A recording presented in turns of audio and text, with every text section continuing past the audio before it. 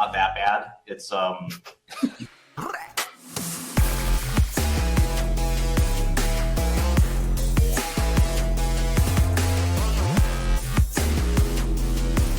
views expressed by the hosts and guests in this podcast are solely their opinions and do not reflect the opinions of their respective employers. Guests and hosts may maintain positions in the assets discussed in this podcast. This podcast is for informational purposes only, and nothing in the podcast is intended to be financial, legal, or even life advice. GM. Oh man, it's finally the end of the year. It's been a tiring market. Okay. What's going on in your mind, brother? I think it's okay. As of the time that we're recording this is December 20th. I think everything just dumped, and I'm reading a lot of tweets like, "Can we please make it stop? I promise I will never touch 50x leverage again." And, and I think like a lot of alts are like dumping, and then like what's this? Like Darren, a friend, is like tweeting, "What is this, a cycle top?" Just like a lot of these like self-inflicted memes. But yeah, man, it's been a tough times in the market. A lot of the meme alts have been wrecked. I think some of the quality alts are still holding on pretty well.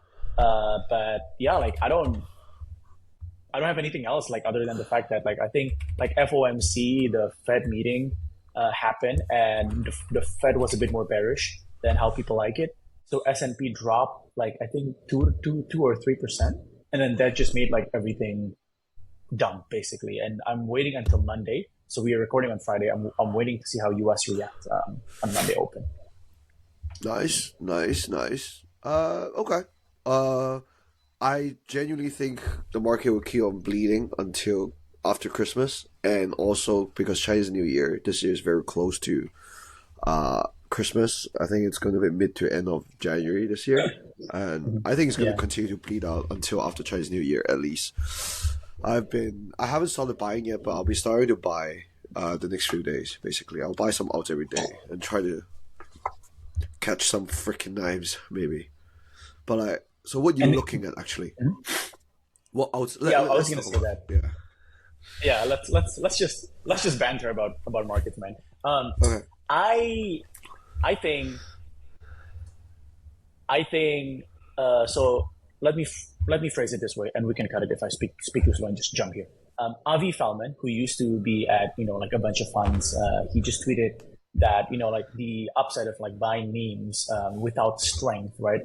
Especially if a meme is bigger than like 500 million, is very, very low, right? So I feel that yes, some memes will make a comeback, but I definitely feel that the blue chip quality alts are going to be the one that's getting bid in this next few weeks, basically. So I am less of a meme guy on this downside, but more just like I want to play it safe. I want to do majors and like blue chip alts, and then if we have a full blown mania again, then I might punt back into like memes, basically. Okay, how about this? I'll tell you what I'm looking at and what I'm buying, and then let's see how you feel. What do you? How much do you? Don't look at the charts. Don't look at charts. What do you think? Mentos. Mentos METH protocol market cap and FTV is in right now. Show me your hands, bro. I know you. Yeah, I know you mentioned this. I think it's like 50, 40, 50. Right now, even Wait, market after cap, right? Market cap. Yeah. Market cap. Even though after I mentioned it, it's still only at 30 something mil. It means you don't have enough clout to pump it. I'm just kidding. Yeah. Fact. You might be right, but yeah, it's only 20. It's 24 mil. So I bought it around 22 mil, and it went up to 30 something. I took, and then it went back down again. But like I think MO is something that I'll start to buy more, because I wanted to buy the ecosystem basically of Minto. Yeah, and I'm trying to find some gems in BNB as well, but I think that rotation has gone a bit too quickly. Tougher, man. Yeah. CKP and CKP been pumping quite well, which is good. The KickPie one, and then I don't know, man. I don't want to bit memes, to be very honest with you. My chill guy is still hurting right now. I'm not chill. Chill guy not very chill. You're not chill anymore. Oh god. Yeah. Okay, no, so like one thing that I agree with you, I feel like the DeFi, like high quality. Okay, let me just put it this way. Okay, like trading is all about like risk and rewards, right? I feel like there's a lot of really good DeFi projects with like way less of a market cap, from like eight figures to like low nine figures. And I think it's like you can like if you're looking to enter with size, it's more comfortable to bet on them making like a 3 4x than like betting on a meme it's gonna do a 10x. But then you're scared because it goes down like 70% because like no one's bidding it. So I mean, like I do agree with your take that a lot of these DeFi projects look pretty sexy because like you can enter with size. Yeah. But bro, and then you know what the funny thing is? Is like the exact same thing sounded so wrong 2 months ago. Like if you think about it, right? The exact same Yeah. thing sound the other way Yeah. around. Like, why would you put size into a big DeFi protocol that might only get you 30 to 50% gains, or maybe at most 1 or 2x? But why Yeah. not just put less money and go to memes, bro? Like this is literally like the reverse of what happened like two, three Yeah. It's months a. ago. I Ah, know. I know. shit. No, but I think I think like I know I sound boring with saying this perhaps, but like I think it's just the fact that like crypto is still it's just a super risk on assets is like correlated with like everything in like TradFi, right? So like if liquidity dries up or like if people get scared, right? Like for instance, just like the Fed meeting, things will shift just like that, right? So I feel like you like that's why like crypto ages people because you have to be very fast at like knowing, I guess, like what you kind of like. And I also feel like a lot of these people that are like trading memes, um, like like the, like the liquid fund managers who are really doing it with size, they have been beating the drums more on the DeFi and other blue chip stuff, right? Because they know they can exit, bro. They're not retail like us, who's like might be putting in stuff and get a 10x and they can exit comfortably because like they have to find a position that they can enter with like millions or like even like multi millions, right? And then tens of millions, and then they have to be able to exit basically. So that's why I'm like a little bit more feel like that the market's going to shift back to that in the next few months. Yeah. I hope so, but I don't know, man. Like whoever will buy already bought. That's my take. Whoever Okay. will buy have Okay. already bought. I don't want to add, like I'm a DeFi guy, right? Like I don't want to add Yeah. more size basically. Like I obviously I hold some bags, and then like other than like certain things that are really cheap, it's very hard for me to buy because like other than Yeah. Fluid, there's no DeFi innovation actually lately. Other than Fluid, have you looked at Fluid yet? By the way, I know they've been doing a lot of stuff, and I know some DeFi KOLs are pushing it. Can you speak a bit more about it? And by the way, this is not a sponsored segment, but go ahead. I'm happy to be sponsored by Fluid though. Hit me. But so in a very high level, basically what they do is they put lending. Their lending is done in a way where it can be used as a swap as well, because of the how the accounting works, which means it allows people to earn lending yield plus swap yield at the same time. And you know how because lending has such a high liquidity typically, right? So the swap Yep. slippage, blah blah blah, is going to be a lot better in general. Uh, because of that, as a user, you enjoy more yield, and they're slowly taking a lot of volume from other platform as well. So I think that's pretty cool, basically. And there's some interesting thing going on with their token there, and then I forgot was it Aave or thing is buying them up, all those kind of stuff. Yeah. But interesting. I think that was like the few innovation like this cycle, but as well those things where I am kind of scared to use it, if that makes sense. Like I Yeah, did put because some money, man. we Yeah, can.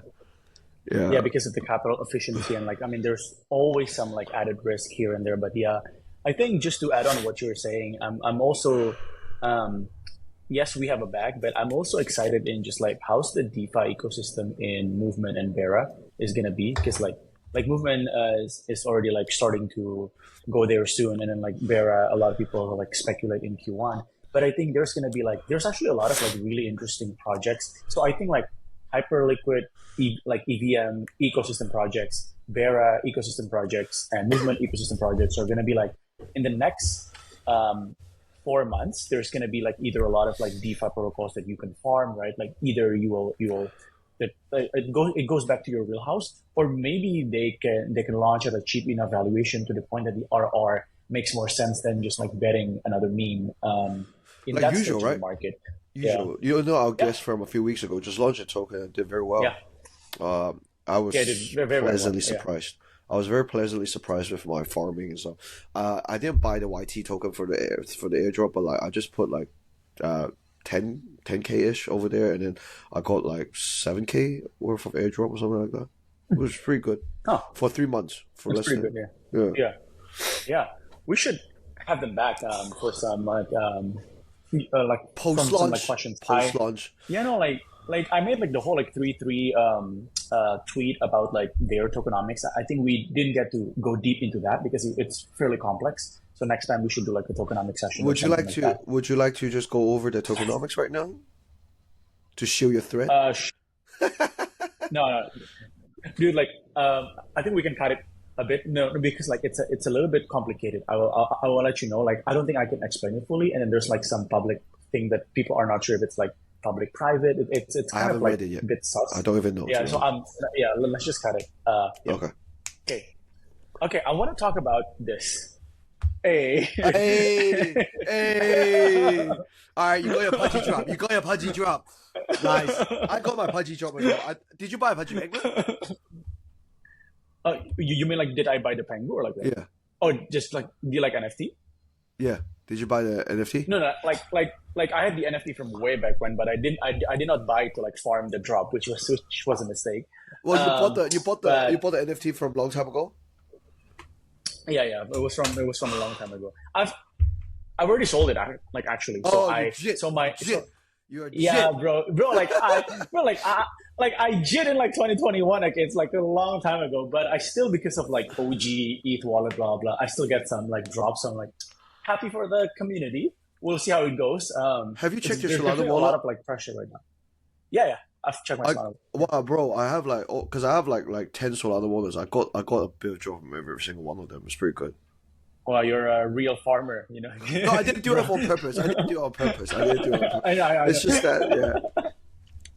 For the founders listening, when you say 10, when you see 10 daily active users, it's all like these guys.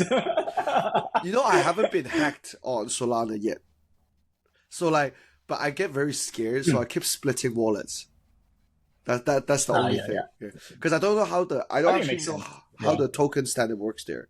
Because like you don't need to approve and do things as much, right? So I'm worried there's Yeah, gonna be yeah. one day where I deposit some money, but turns out draining everything. So I've been splitting wallet, and I should really dig into it, to be honest. But yeah, It's responsible. I mean, like it's just good to do that anyway. Yeah, and there's also like more like airdrop upside. So like, why not? It's yeah. like safety and upside. Like you might as well. Yeah, got it, got it. Yeah, no, but it's interesting. I mean, like the price has been all right. I think it's been going down a bit because the launch was like pretty high. But I think definitely like without a doubt, I just want to take like a couple minutes to say that I think their execution has been the craziest in the past. Like perhaps like top five team execution in the past cycle. Just like IG page getting to like a million follower plus toys on like I've even seen them in like Asia. Like he basically it's just like I think it's like super top notch. And like perhaps like one advice that I want to use this segment is just like I think great founders know when to capitalize on bull market and when to stay down during the bear market, right? Like I don't know if the Pudgy Penguin teams, I don't have any insider information on this. I don't know if they planned the Penguin token since last year or just since like 3 months ago. But I think regardless, they did the right thing, right? Like to launch a token at such a market and basically like understand of like what you should be optimizing for. When it's like bull, you should raise, you should TGE, basically fill up your war chest, right? And like exploit the mania, right? To like get as much as possible. So when it's the bear market, you're safer, right? So you don't have to like lay off as much people. You can be heads down and focus. And I think great founders can pivot fast. Like they see, okay, now it's like the bull market. So like the next 3 months, let's focus on this. Yeah. Yeah, for sure, bro. Like, so I listened to Lucas' podcast on this, and I thought the decision was smart. Like, it was a bit definitely a massive L for Ethereum, guys to not get to launch a token on Yeah, ETH but on yeah. Solana. But it was such a great strategic move. So they got Solana degens. They got, and he was debating basically. Not everyone will buy NFTs, right? But if you launch basically a meme coin, it does gain more traction to them as well. And I think it Uh-huh. was a great move, getting Solana people getting like all the attention. And I think it's a great way for Solana people to potentially enjoy abstract chain. Dude, talking about the Solana chain and the infra debate in the past week, I'm just like, I'm not gonna go deep into it, but like every time I read intense infrastructure debate on Twitter, I'm just like, I always get reminded, like when I was in high school, I would have never expected that this is my job. It's like, it's like super specific infra debate. So I'm just like, holy shit, these like micro optimization of like definitions and like all of that. Oh my I god. haven't. I haven't.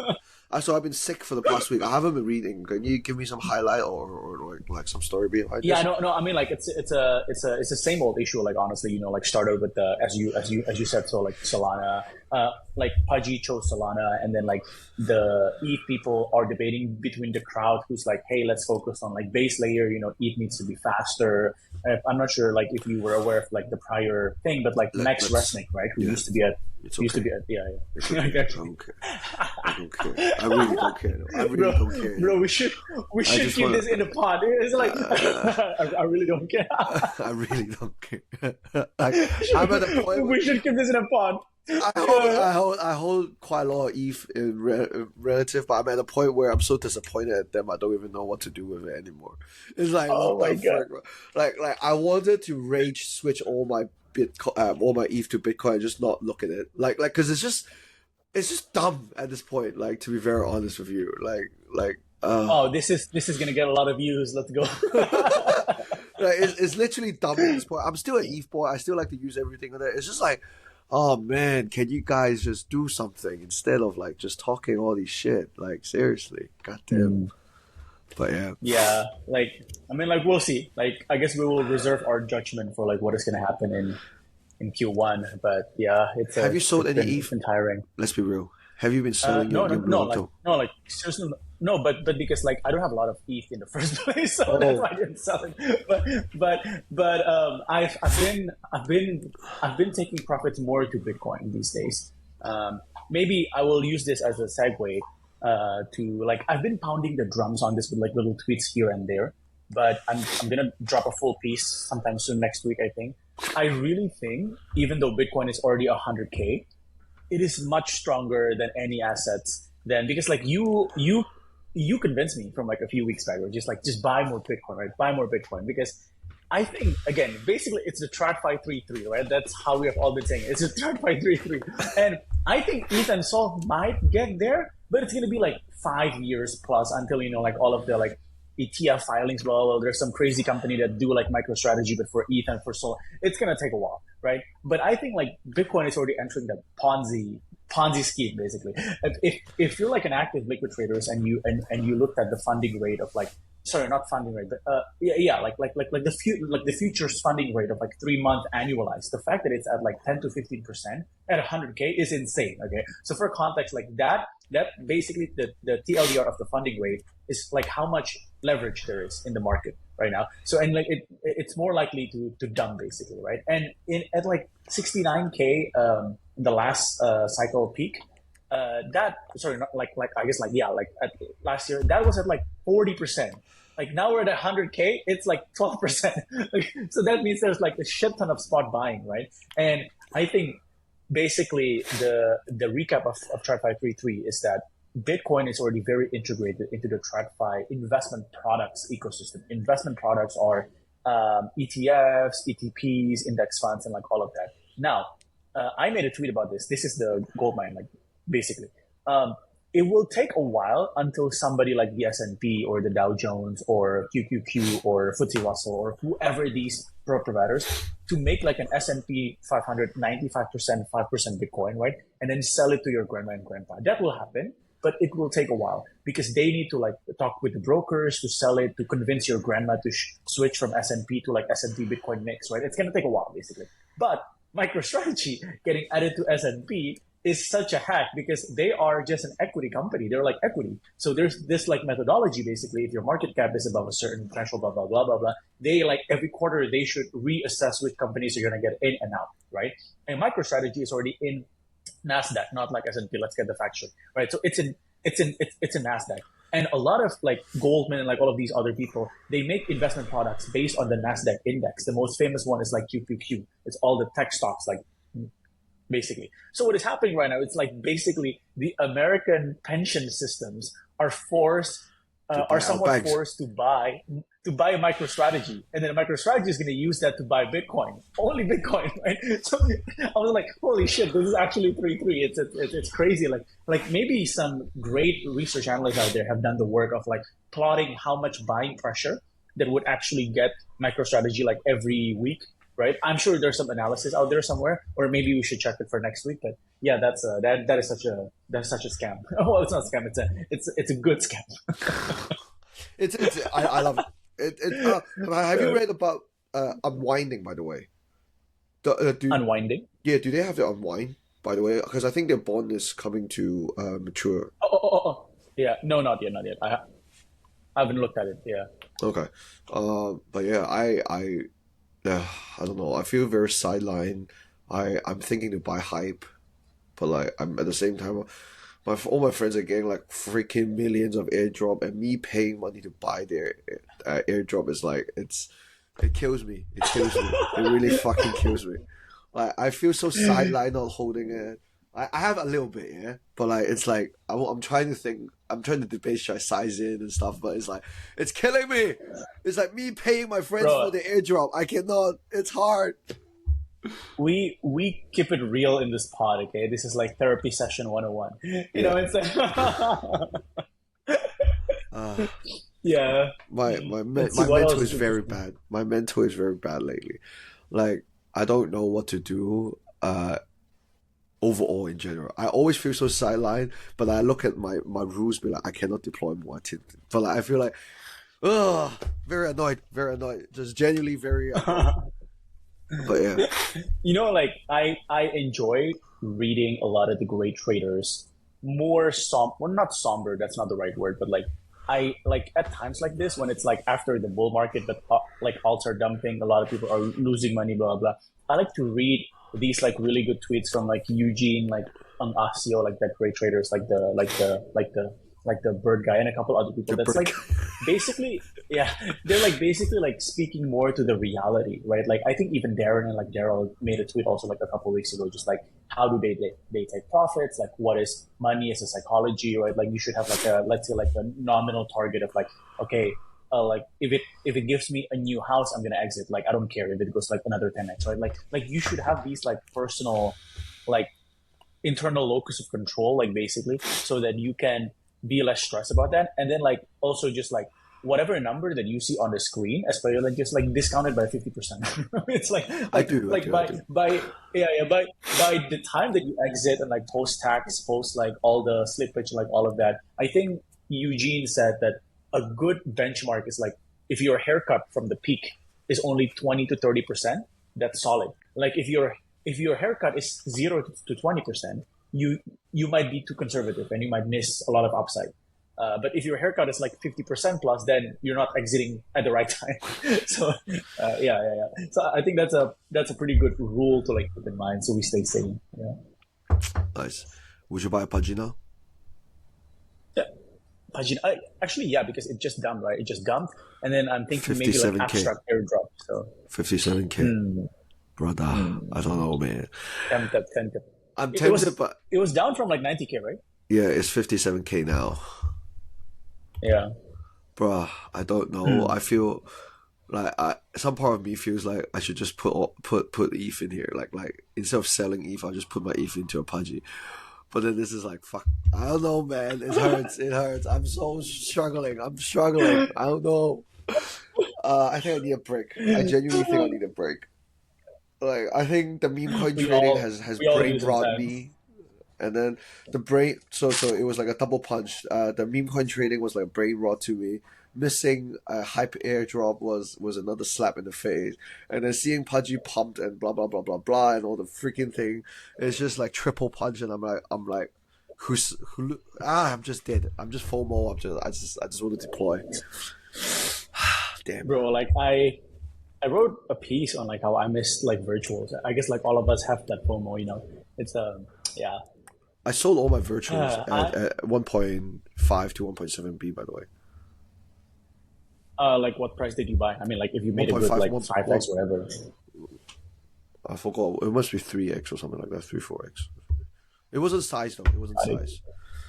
It wasn't Yeah. size. Sizing, yeah, like since we're talking about markets, we might as well talk about this. I watched an interview when like Stanley Druckenmiller, who used to work for George Soros, you know, right? Like when like Soros when he break the pound sterling, like the British bank because he shorted the British pounds.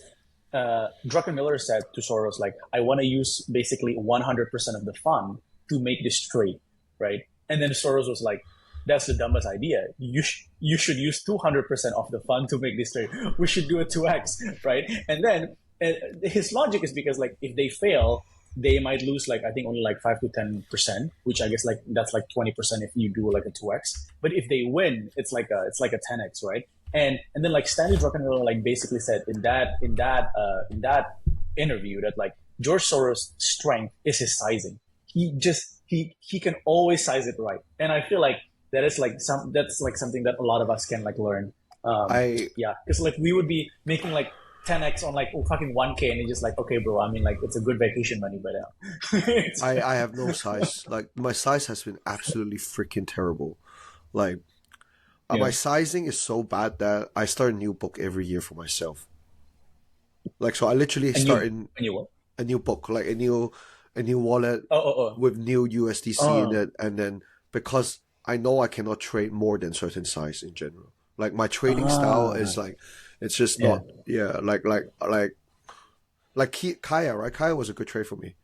It was Yeah. it was something with volume that you can size in. I did at 4x at Yeah. top. I jittered half of it around there, and then I can't re-enter now, but like I should have added another zero in the trade in general. Like it wasn't Yeah. it Yeah. was it was I was chatting with a couple of friends on this, and like one good rule that I don't know, like again for our listeners, like I guess it depends on like everybody's like situation. And like for some people, they are asset rich but cash flow poor. If that's the case, typically it's like in your mentality, it's a bit harder. But I have a good friend who's like his rule is like basically my maximum loss is 6 months of my income. And you might think that's like crazy, right? But like it's he not at least actually. has that some sort of yeah. I mean, it's not that crazy, but like imagine like if your book is significantly bigger compared to that, right? Then you can become like sort of like okay, like I'm not a good like I don't have a my cash flow is nowhere near like asset, let's say. Whereas like I've seen the other way around. Like I've seen like you know like super. They're not even like crypto native, bro, but they're just like you know like factory owners and shit because they have like their cash flow is They're massive, right? so It's big, like so they don't care if they lose out on the trade. yeah, Yes. it's like 200K, 300K a month of like cash flow. So if they bet like half a mil on freaking Mudang, okay, it's like 2 months. So they can size very well. But I yeah, agree with the yeah, logic. I agree with the logic. yeah. How should I say it? But I don't think it. The problem is I look at too many things. I wouldn't. Yeah. For me, it's like, oh shit, should I put Mudang, Chill Guy, or Gold? The total size is still a good size, but like, how do I size it in the similar things? That's a problem.